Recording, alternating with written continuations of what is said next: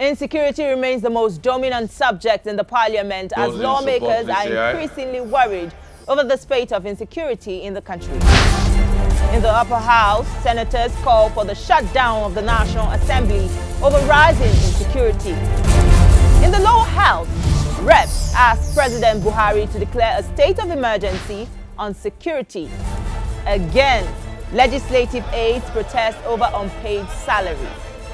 This is the Hallowed Chambers. I am Tijesu Adiru.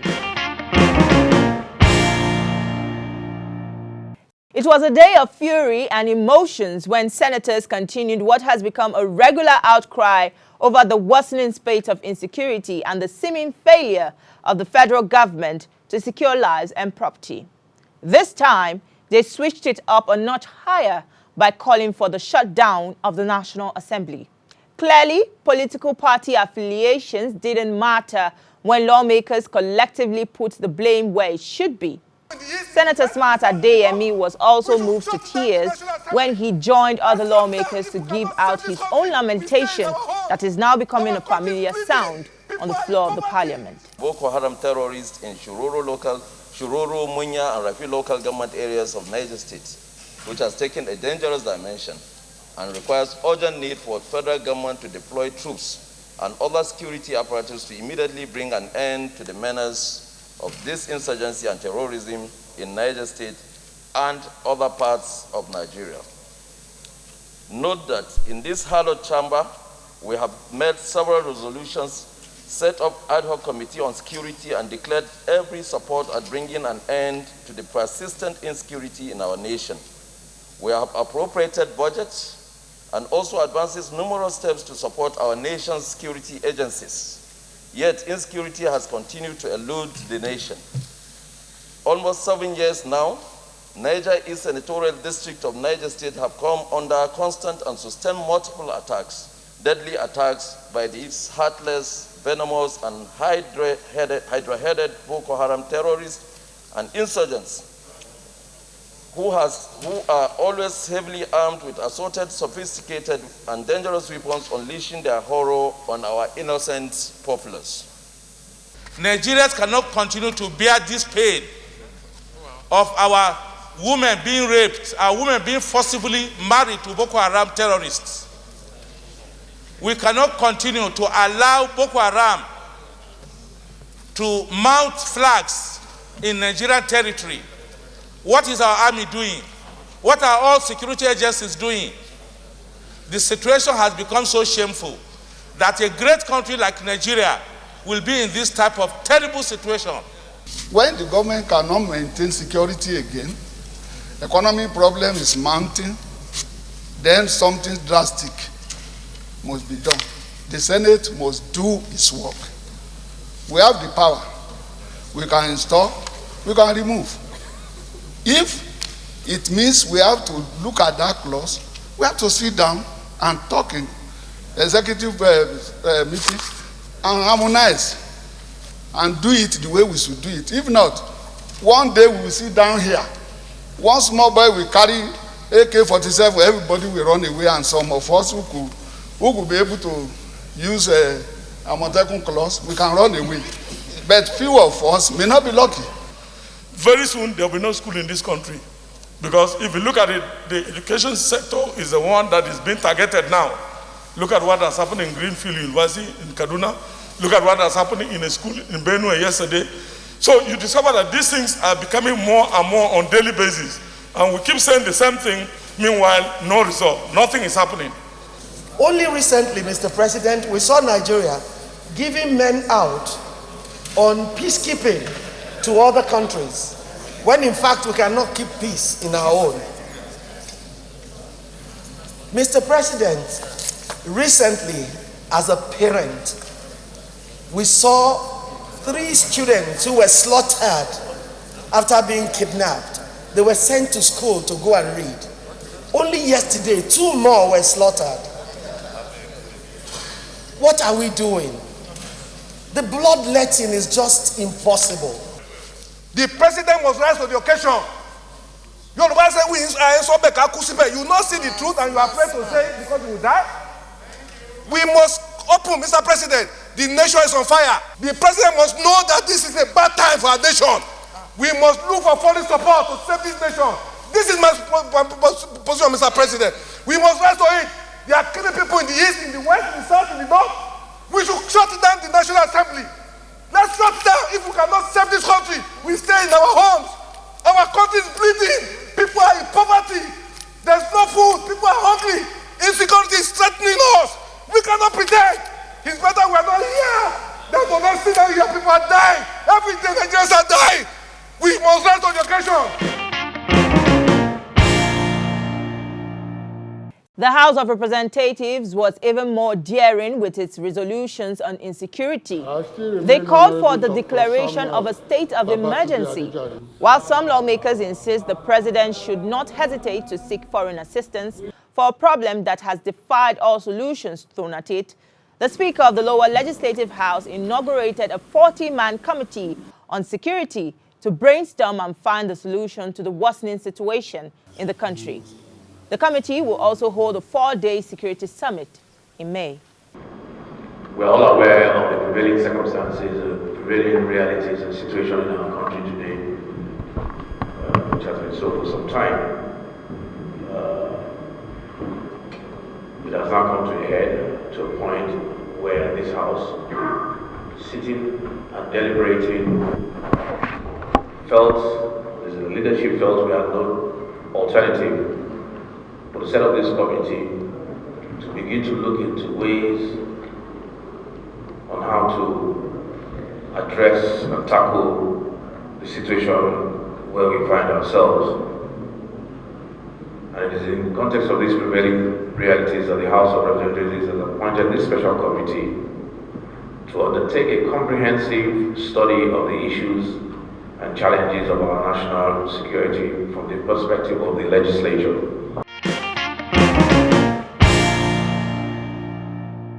The Senate's Committee on Army wants the Minister of Finance to explain military funding over the years. Chairman of the committee, Senator Ali Ndume, says the Army has complained of a shortfall of 50 billion naira, and this is likely to negatively impact the activities in the theater of operation. The committee also called on the Chief of Army Staff, Lieutenant General Ibrahim Atairu, and the Director General of the Budget Office, Mr. Ben Akabwezi, to appear before it on Tuesday. That explanation, I don't know what it is.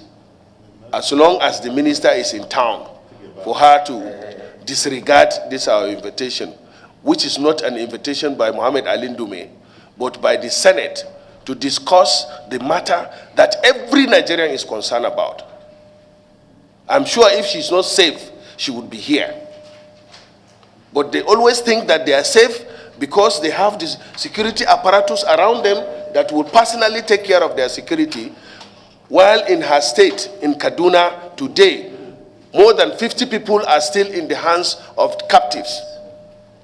If to say her child or her brother or somebody related is among those that are there, I'm sure she will be here. So get that back to the minister. This information will collect from you, but will give us another date for her to come here.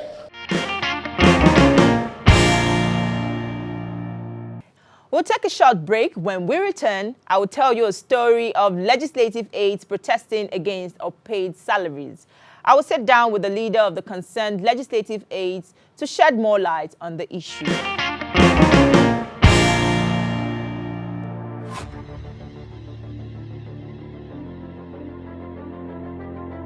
At TVC Communications, we're all about our audience. Millions of viewers, listeners, and readers every day all around Nigeria. Our 2 TV stations are among the most watched in Nigeria. TVC News is our award-winning 24-hour national and international news channel headquartered here in Lagos, broadcasting live from our custom-built state-of-the-art news headquarters. TVC, the top-rated family entertainment channel, is the place for fun, music, and information. With news bureau and studios around the country and the ability to go live anywhere, anytime, we are first for breaking news in Nigeria. Awarded the NMMA TV Station of the Year, TVC News is the station of choice for news that... And when you can't watch us, listen to us. 102.3 Max FM Lagos and 90.9 Max FM Abuja are now ranked among the most listened to radio stations in Nigeria. In Lagos, TVC, our leading family entertainment TV channel, has a 47% market share. But this is just the start of our journey, as we plan to add even more services to entertain and inform our ever-growing audience. Thanks for being part of the TVC Communications story.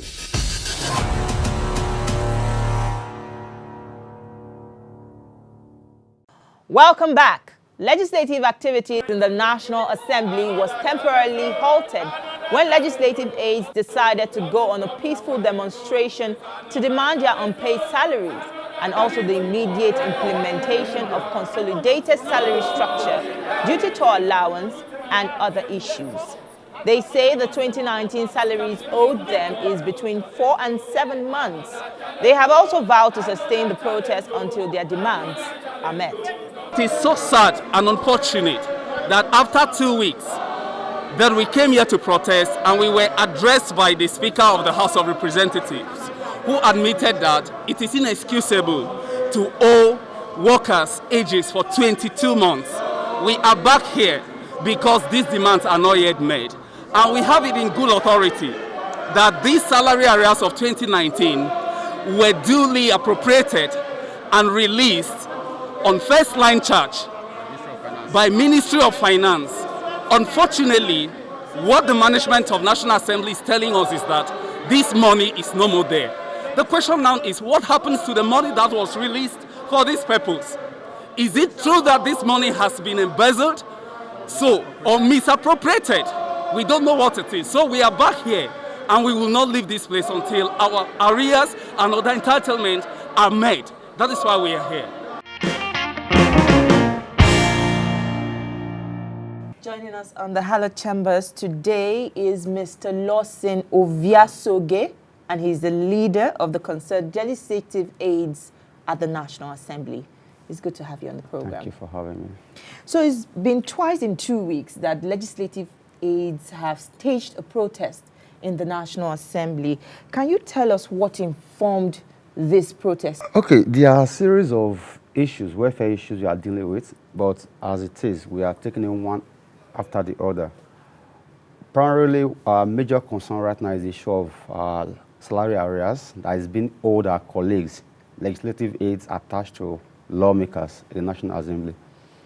Since 2019, this Night Assembly resumed on the 11th of June 2019, and about 50%, and that is a conservative estimate, of aides are owed salary arrears ranging from between 3 months to 6 months. And we have tried all means to bring this plight to the attention of lawmakers and other stakeholders within the institution. But it seems as if our local initiative is not yielding the desired fruit. So that's why we decided to stage we'll call it a mass rally to bring the attention of the world to the seeming impunity going on in the National Assembly. Now, you will recall that when we did the protest 2 weeks ago, we gave 2 weeks notice. That was because the Speaker, Honorable Speaker, Right Honorable Femi Gbajabiamila, gave us some assurances that we are going to work on it. But it does appear as the leadership is making efforts to resolve this issue. The CNA, who is the Chief Accounting Officer, the CNA is the clerk to the National Assembly, who is the Chief Accounting Officer of the National Assembly, has refused to toe the line of honor. Now, these issues have been on since 2019. It's just 2 months shy of 2 years. And we have taken steps. As a matter of fact, I have before me a motion that was raised on the floor on the 17th of March 2020 by Honorable Bamdele Salam from Ejigbo. The motion was read, and an ad hoc committee was set up, led by Honorable Wale Raji from Ekpe. And a year after, on the 17th of March this year, the House met and resolved that the CNA should liaise with the Commission Chairman to ensure that this money was paid. And March till now is about 2 months, or more than a month. and nothing has been done. And we felt it is disrespectful, it is unbecoming of a public servant to hold the whole National Assembly to ransom. And why our argument is very compelling is because we know that these monies were appropriated for and were released. So the budget is a law. But aside this protest, are there other, efforts you've put in to ensure that, okay, your voice is being heard as the leader of this association? What we are trying to do is to ensure that we do not bring into disrepute the integrity and the name of the National Assembly. So we've tried all means to ensure that we localize the issues. We have other intentions. For instance, we could go to human rights radios. Other aides have impressed it upon us to try and see if we can even go to ECOWAS court and raise issues of discrimination, why some are paid and some are not paid. Others have thought about writing petitions to EFCC, ICPC, and other anti-graft agencies. But as people who are at the forefront of all of these things, we are trying to manage the reputation of the National Assembly. That is why we have tried to make it just within the institution, trying to take advantage of the internal dispute resolution mechanism. And we have done all of that. We have written, I have documents here, we have written to the Senate President, we have written to the Speaker. And like I just told you, there was a motion that was raised on the floor, adopted and agreed upon. The documents are all here to show. And like I said before, these monies were released to the National Assembly. Now the question is, why are they not paying? If they said the money is not available, the question is what happened to the money that was allocated? Now remember that nobody, not even the president, has the right to move funds from one line item to another without viament. If you are going to move money from maybe the legislative account to another account, you have to pass through viament. That was not done. So what is happening right now, if the money is not available to pay, is called misappropriation, which is a direct breach of the Fiscal Responsibility Act. So a lot of infractions are going on. But what are the feelers you're getting from those in charge of disbursing these funds? Is it a shortage, perhaps? They didn't get the complete funds to settle all, the legislative aids, or it's just a deliberate delay? I would prefer to go with your last thoughts. It's clear. We have information to the effect. As a matter of fact, the Secretary of Finance and Administration and the CNA had at various fora admitted that the funds were released and were available. And that what they needed was the authority. That was the word they used to pay. Because he said he wants to be covered in case external auditors come to check the books of National Assembly. And we got that authority through that motion that was adopted. It was after we got that the tune now changed, that the money was not available. So the feelers, and I say this with all sense of modesty and some sense of certainty, is that this money has been misapplied towards the wrong direction. We have written to the Ministry of Finance requesting for releases made to National Assembly from 2019 to date. We want these books to be opened so that we can know if the money is in the Ministry of Finance. We go there and meet them. We make our rapprochements to them. But we know, as a matter of fact, that this money, we are on first line charge. These are salaries, not allowances. You get the point. These are salaries. So aside the backlog of salaries and allowances, are there other issues? It will surprise you to know, and I can say this with all emphasis for free, that National Assembly legislative aides are the only public workers who are not enjoying any sort of allowances apart from their salaries. I've been here since 2011. This is my 9th year in the National Assembly. And when I came in 2011, there's what they call quarterly DTA. It is called duty tour allowance. And the logic behind those who initiated the fund was that aides follow their principals to their constituencies. And they incur, you know how it is, the impression they have that, oh, National Assembly, that is where all the money is. So when they go home, they incur expenses. They are under enormous financial, stress. So they give them 75,000 naira every three months, quarterly, for other cadre from the LA1 to the PA, and they give 100,000 naira to the SLAs, which is the senior legislative aid. That was the norm throughout the 7th Assembly.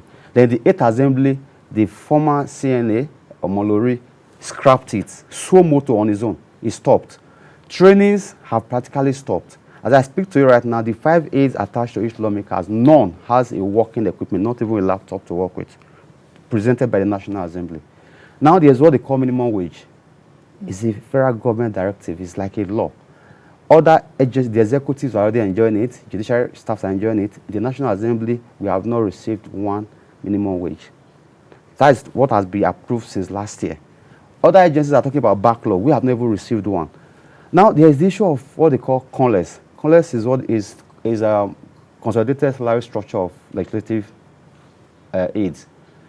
During the Saraki era, they met and resolved that they should pay us our CONLES. Now, the CNA, the predecessor, not this incumbent, paid staff 50% of that CONLES.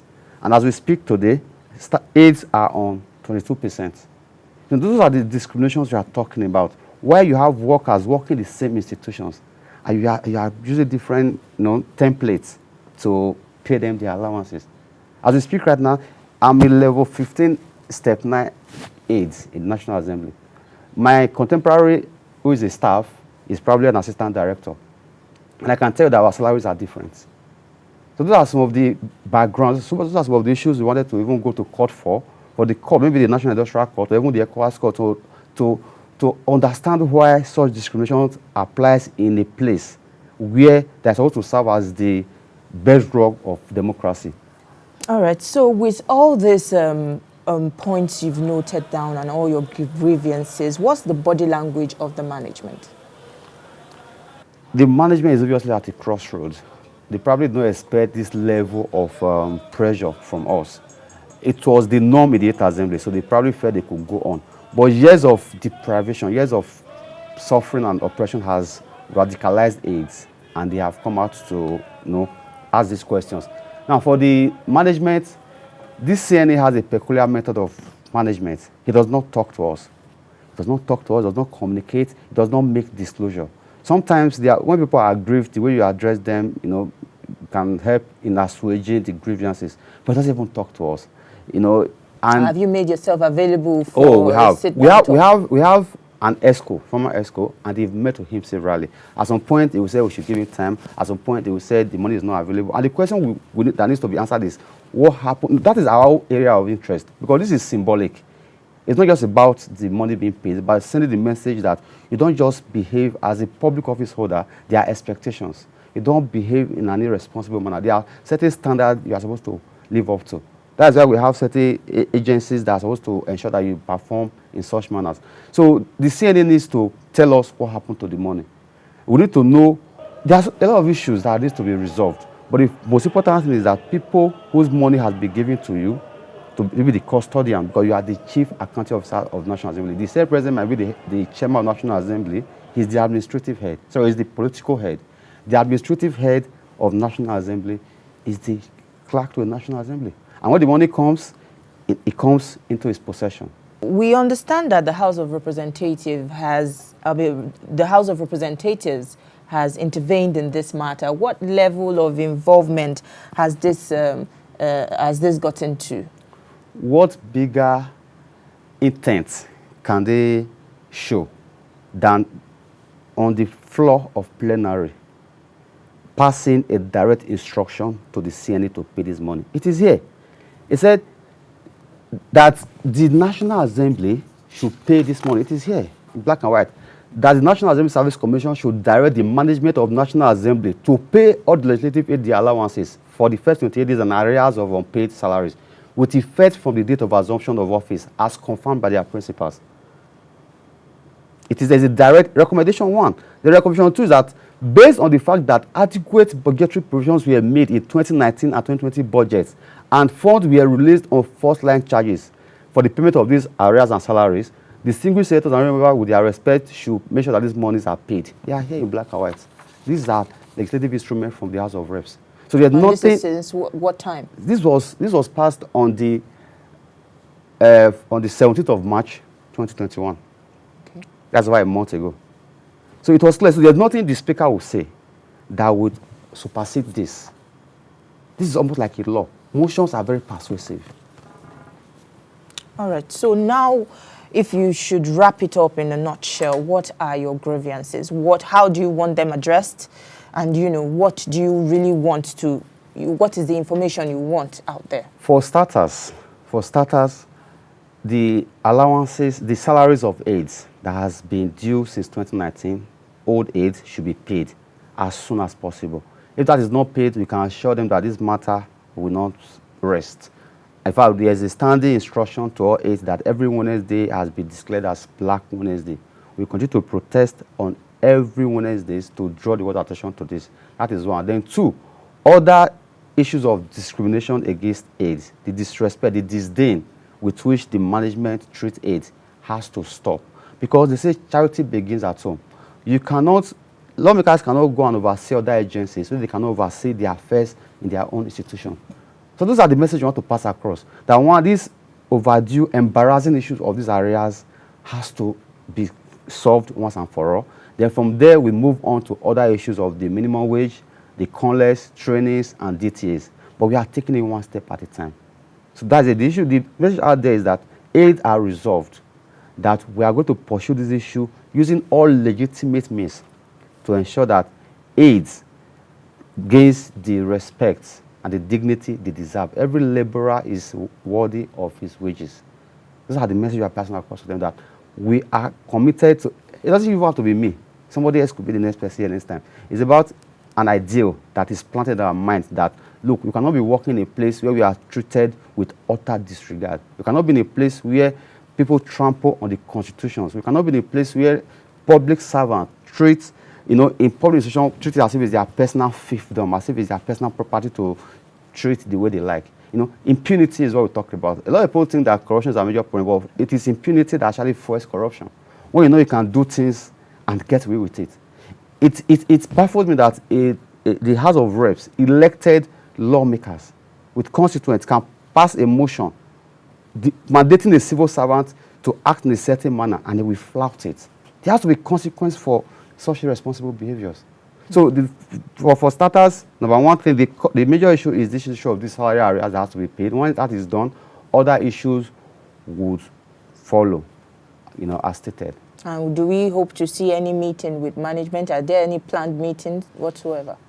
Usually we've met. Usually it's about the intentions, the commitment, and the sincerity. The last time we met, they had a resolution. By the time the communique was coming out, what came out was different from what they agreed at the meeting. So it's about sincerity of purpose. The last protest we had 2 days ago, the CNA said they wanted to meet us. They said, no, you should come down and speak to us. We don't want to speak one-on-one. Let him come and talk to the people he's heading. He refused. That is the level of impunity and level of arrogance that is the hallmark of his administration.